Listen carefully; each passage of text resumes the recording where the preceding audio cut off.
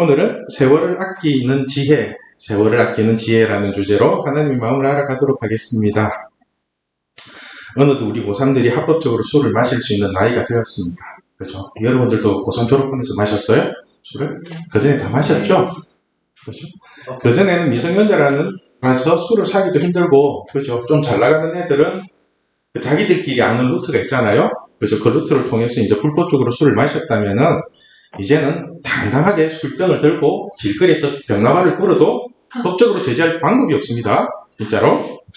제가 진심으로 걱정하는 것이 19년 동안 미성년자라는 딱지를 달고 입시 지옥에 시달리다가 어느 한순간에 성인이라는 이름 하에 모든 규제를 풀어주면서 마음껏 타락할 수 있는 기회를 주는 것 같아요.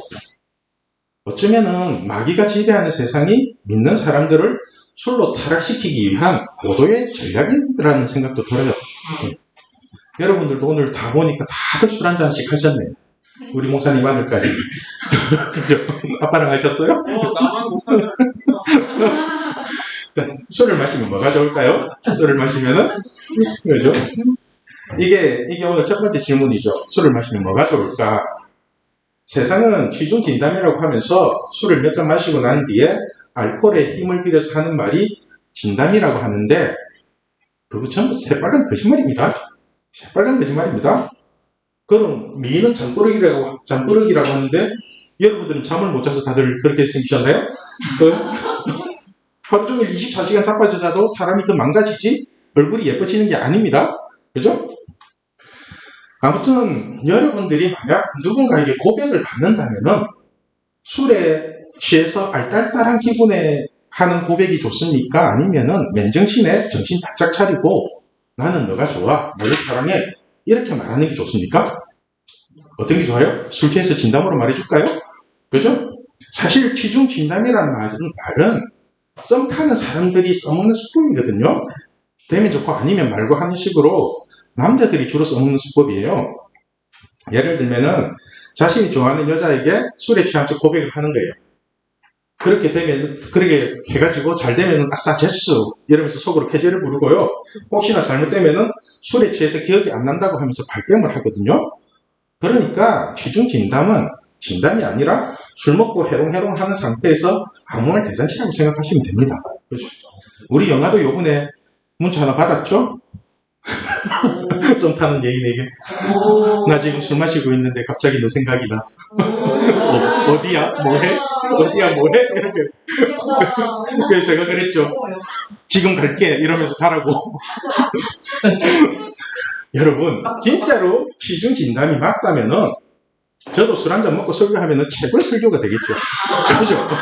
대낮부터 그냥 애매하기도 못 알아보다는 대낮부터 술을 한 잔 깔고 진로 한 병 깔고 여러분 우리 인생의 진로는 참이슬이 최고입니다. 이러면서 하면 최고죠 설교가. 그죠? 그러니까 취중 진담 세상 끄는 그걸로 뭔가를 판단하면 안 될 것 같아요. 성경은 술에 대해서 어떻게 얘기를 하느냐 하면은 오늘 보면 18절에 이렇게 말씀합니다. 우리 같이 읽을게요. 시작. 술에 취하지 말라. 이는 방탕한 것이니 오직 성령으로 충만함을 받으라. 여러분 성경은 우리에게 술 취하지 말라고 말씀합니다. 그 이유가 술 취하는 것은 방탕한 겁니다. 방탕한 것. 그래서 사람들이 술에 취하면은 음란해지고 방탕해지고 폭력적으로 변하고 심지어는 아이고 나도 모르겠다 될 대로 되라 캐세라세라 하면서 아무 때나 자빠져 자고 그럽니다. 그죠? 붉은 새벽에 한번 서면 나가보세요. 밤새도록 술 마시다가 그때서야 집에 가는 사람들이 있고요. 길바닥에 술에 취해서 길바닥에 뒹구는 사람도 있고요. 여기저기 오바이트 흔적들이 널브러져 있고 그것을 또 비둘기는 좋다고 먹고 있고 비둘기 살만 찌고 있고 미칩니다. 어떤 친구는 술 취하지 말라고 하니까 그럼 한두 잔 정도는 마셔도 되지 않느냐고 하면서 막 덤벼요. 아니면은 말씀 그대로 취하지 않을 정도로만 마시면 되지 않냐고 그렇게 막 덤비는데요. 내가 참 기가 막혀갖고 지가 언제부터 그래 말씀 잘 지키고 순종 잘했다고 막 그런 말로만 딱딱 덤비고 그러더라고요. 여러분 과연 이 논리가 맞을까요? 그렇게 생각한 이 논리가 술 취하지 말라고 하셨으니까 취하지 않을 정도로만 마시면 될까요? 그렇게 생각해요? 여러분의 주장이 어떻게 돼요? 하면서 다 들어봤으니까 내가 알겠고 우리는 과연 어느 정도 술을 마시면 취했다고 할까요? 어느 정도 술 마시면 취했을까요? 이게 두 번째 질문인데, 저도 예수님을 믿기 전에는 술도 마셔봤고 술자리에도 많이 끌려가봤지만은 제가 이때까지 살면서 술을 먹고 스스로 취했다고 인정하는 사람은 한 번도 본 적이 없습니다. 한 번도 본 적이 없어요. 술이 아무리 떡이 돼도 절대로 안 취했다고 합니다. 그러면 사단이 짓 잘하죠? 팔 벌려갖고 나 안 취했어 이러면서 맨날 걷잖아요. 그죠? 멀쩡한 사람은 절대 그냥 안 걷죠. 취한 사람이나 그렇게 걷는 거지. 그죠? 제가 한번 하나님께 물어봤어요. 아빠, 술을 어느 정도 먹어야 취하는 거예요? 하나님한테 그렇게 물어봤거든요. 하나님 뭐라고 하시는지 아세요? 하나님이 한 잔을 먹어도 하나님이 취했다고 하면은 취한 거래요. 한 잔을 먹어도 취했다고 너 취했어 이러면 취한 거래요. 그러니까 우리가 술을 마시고 안 취했다고 우긴다고 되는 것이 아니라 한 잔을 마셔도 하나님이 취했다고 하면 취한 게 되는 거예요. 그러므로 우리가 술에 취했다 안 취했다고 판단하는 것도 그조차도 내 기준이 아니라 하나님의 기준이라는 겁니다. 아시겠어요? 여러분, 태초에 아담과 하와가 선악과를 몇 개 먹고 타락했을까요? 몇 개나 먹었을 것 같아요? 그죠? 이런 생각 물으니까 해보죠. 원래 이런 생각하면서 성경 읽으면 재밌어요. 한 몇 개 정도 먹고 타락했을까요? 아니면 한 개 먹고 타락했을까요? 그죠? 제 느낌에는 한 입 베어 먹고 타락한 것 같거든요. 한 입 베어 먹는 순간 타락한 것 같아요. 그러니까 여자인 하와가 선악과를 먹고 맛이 없으니까 남편이 아담에게 주잖아요. 그죠? 맛있으면 지 혼자 다 먹지. 그리고 새로 따가줬겠죠. 그죠? 마찬가지로 가급적이면 술은 안 먹는 게 좋습니다. 내가 좀 먹지 마세요 이러고 싶은데 부드럽게 표현을 할게요. 부드럽게. 제가 이때까지 술 먹고 좋은 꼴을 본 적이 없습니다. 좋은 꼴을. 특히 남녀 관계에 있어가지고 술 때문에 일어나는 문제가 엄청나게 많습니다. 엄청나게. 그런 문제가 생겨도 서로 부끄러우니까 쉬쉬하면서 넘어가는데 결국은 다 드러나게 돼 있어요. 내가 대학교 다니는 자매, 술 좋아하는 자매, 술 먹고 떡이 돼가지고 남자랑 그렇게 아침에 일어나고 뭐가 제일 부끄러운데 물어봤어요. 학교 소문날까봐 제일 부끄럽대요. 학교 소문날까봐. 술이 그런 거예요. 술이 그런 거라고. 근데 소문이 다 나요. 남자가 다 부려요. 솔로몬이 지혜가 담긴 잠언을 보면은 술에 대한 경고가 참 많습니다. 먼저 잠언 23장 20절 21절 말씀 우리 같이 읽겠습니다. 술을 즐겨하는 자들과 고기를 탐하는 자들과도 더불어 사귀지 말라. 술 취하고 음식을 탐하는 자는 가난하여질 것이요 잠자기를 즐겨하는 자는 헤어진 옷을 입을 것이니까. 이게 무슨 뜻이냐면은 한마디로 술을 즐겨하는 사람들과는 아예 어울리지도 말라는 겁니다. 아예 어울리지도 말래요. 그리고 안주거리 맛있고 분위기 좋고 노가리 까고 좋다고 술자리 쫓아다니는 사람들과도 어울리지 말라는 겁니다. 나는 술 안 마셔도 돼. 그런데 그 분위기는 너무 좋아. 그래서 안주발만 세우다가 같이 떠들고 놀래. 그것도 하지 말라는 거예요. 그것도. 그 이유가 술 퍼먹고 안주 먹고 술에 골아 떨어져서 자빠져 자면은 거지 된답니다. 거지 중에서도 산거지 된답니다. 여러분 혹시나 거지가 되고 싶은 그 꿈이라면 술자리 쫓아다니십시오. 그죠? 길거리 노숙자들 술병 끼고 옆에 사는 거 아시죠? 걔들 밥 먹으라고 돈 주면 그거 갖고 술 먹습니다. 사람들. 그리고 29절에서 35절 말씀을 보면은 우리에게 오는 모든 재앙이나 근심, 분쟁, 원망 그리고 모든 상처가 바로 술 때문에 생긴다고 말씀합니다. 참 놀랍죠? 나도 이 설교 준비하다가 참 놀랐어요. 제가 읽을게요. 29절. 재앙이 네게 있느뇨? 근심이 네게 있느뇨? 분쟁이 네게 있느뇨? 원망이 네게 있느뇨? 까닭 없는 상처가 네게 있느뇨? 붉은 눈이 네게 있느뇨? 이것을 다른 말로 하면은 재난을 당할 사람이 누구냐? 근심하게 될 사람이 누구냐? 다투게 될 사람이 누구냐? 속상해할 사람이 누구냐? 영문도 모르고 상처 입을 사람이 누구냐? 억울한 일을 당해서 눈이 충혈될 사람이 누구냐라는 거거든요.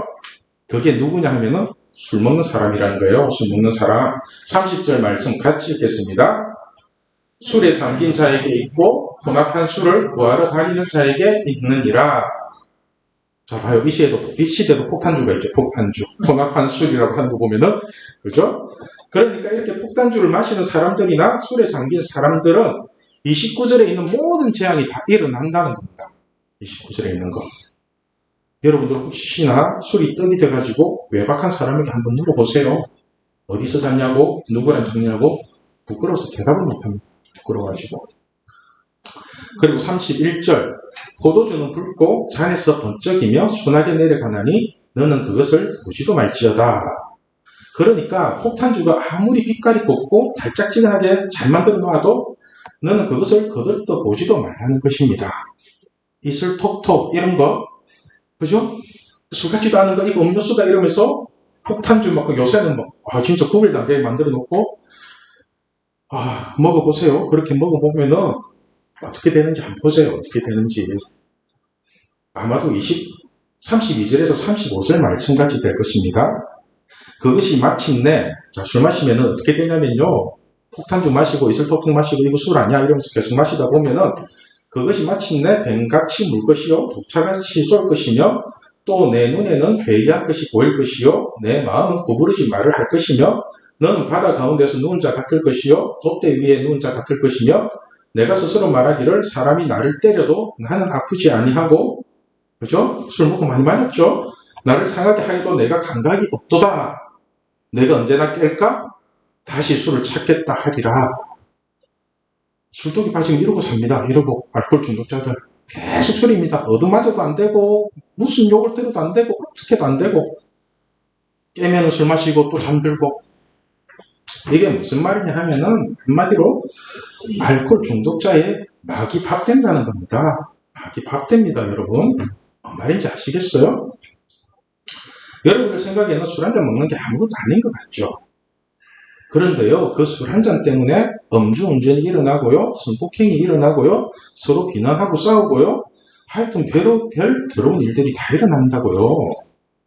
그래서 성경은 우리에게 술에 취하지 말고 오직 성령에 취하라고 말씀을 하는 겁니다. 성령에 취하라고. 우리 18절 말씀 다시 한번 읽겠습니다. 술 취하지 말라. 이는 방탕한 것이니 오직 성령으로 충만함을 받으라. 여러분, 성경은 우리가 술 먹는 부딩이나 쫓아다니면서 방탕하게 살지 말고 오직 성령의 충만함을 받으라고 명령을 합니다. 그렇다면 우리가 성령으로 충만함을 받기 위해서는 어떻게 하면 될까요? 어떻게? 이게 6번째 질문이었죠? 그 해답이 바로 19절에서 21절 말씀입니다. 우리 같이 읽을게요. 시와 찬송과 신령한 노래들로 서로 화답하며 너의 마음으로 주께 노래하며 찬송하며 범사의 우리 주 예수 그리스도의 이름으로 항상 아버지 하나님께 감사하며 그리스도를 경외함으로 기차 복종하라. 그렇죠? 한마디로 이제 교회에 모여서 함께 놀면서 성경 많이 읽고 찬양 많이 부르고 기도 많이 해라는 뜻이거든요. 그래서 교회는 자꾸 모여가지고 재미있게 노는 공간이 돼야 돼요.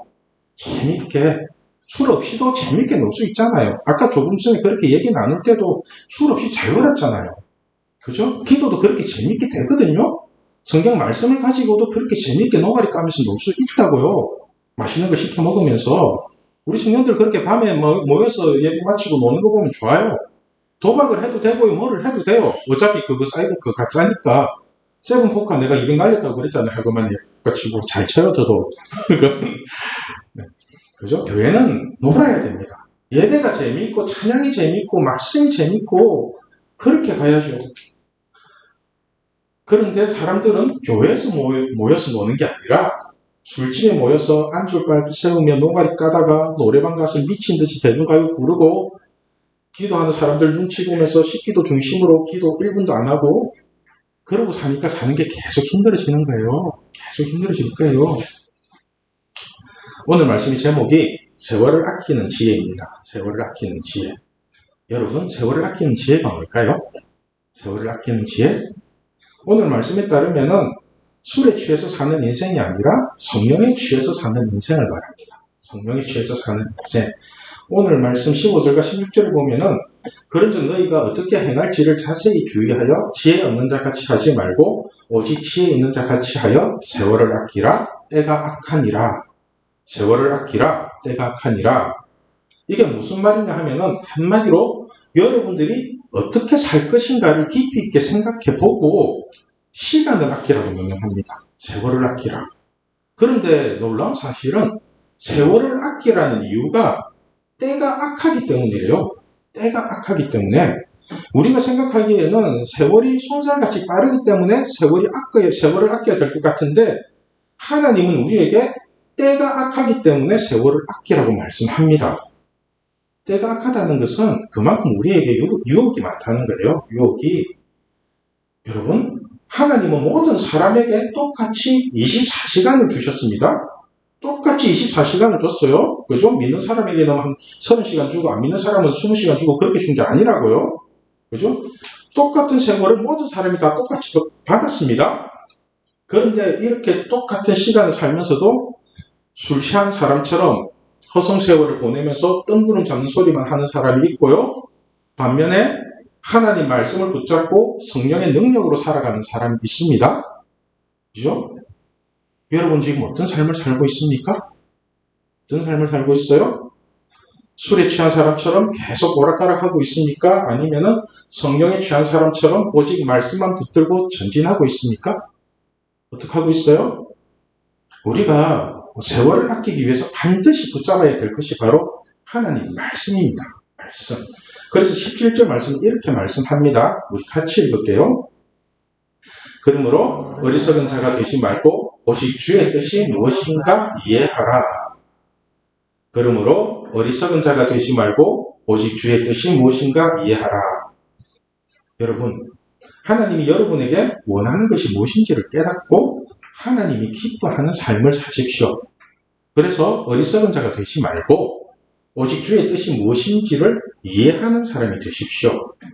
저는 여러분들이 술 취한 사람처럼 이랬다가 저랬다가 하는 비틀거리는 인생이 아니라 오직 하나님이 주신 비전과 달란트를 붙잡고 직진하는 인생을 살면 좋겠습니다. 여러분, 자기 욕심을 이루기 위해 사는 사람은 술 취한 사람처럼 이리 비틀 저리 비틀거리며 세월만 낭비하게 될 것입니다. 그러나 하나님의 말씀을 붙잡고 사는 사람은 하나님이 주시는 지혜를 가지고 세상을 다스리며 살아가게 될 것입니다.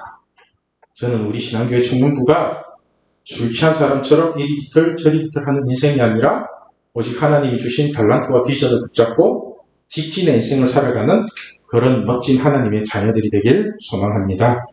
자, 기도하겠습니다.